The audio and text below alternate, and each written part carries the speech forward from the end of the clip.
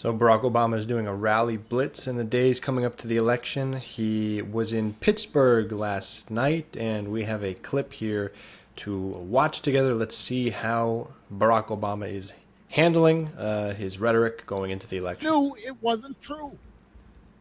Even local Republicans said it was not true. And now the people of Florida are dealing with another devastating storm. And I want you to watch what happens over the next few days, just like the last time. You're going to have leaders who try to help, and then you have a guy who will just lie about it to score political points, and this has consequences. Because people are afraid, and they've lost everything, and now they're trying to figure out, how do I apply for help? And some of them may be discouraged from getting the help they need.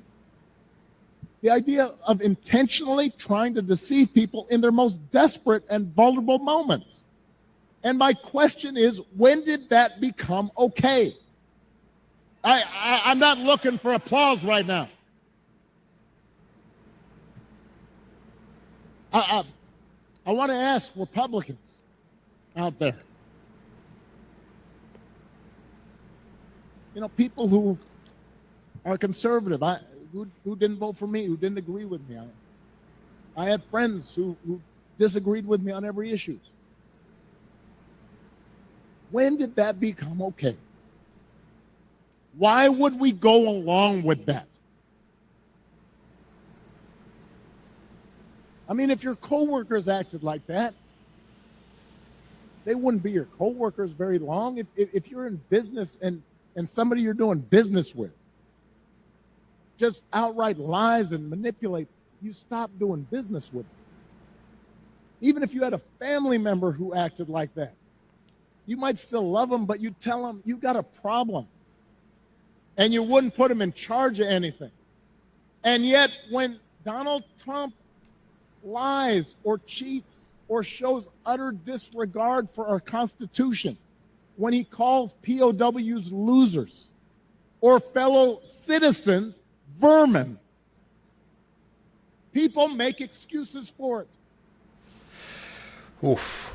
Yeah, guys, it's not funny anymore, right? It's not. I mean, it was never funny to a certain portion of people, but the ones that said like, oh no, Trump, he's crazy and he says these crazy things, but like he was good for the economy and this and that. It's like, it's not even worth the potential risk of like just him being a businessman or whatever. He's not good for the. I can't even make that argument because he doesn't know what he's doing, right? It's a complete sham and a fraud, and he just took over Obama's economy and ran it to the ground.